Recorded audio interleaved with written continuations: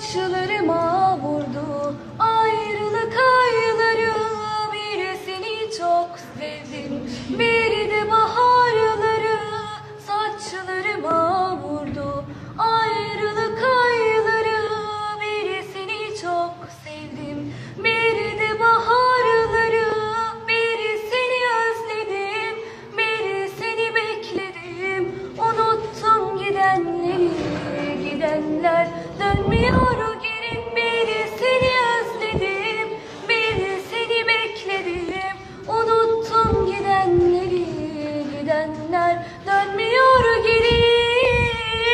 Of, yollarıma çıkma, çıkarsan hiç acımam. Gözlerime bakma, bakarsan dayanamam.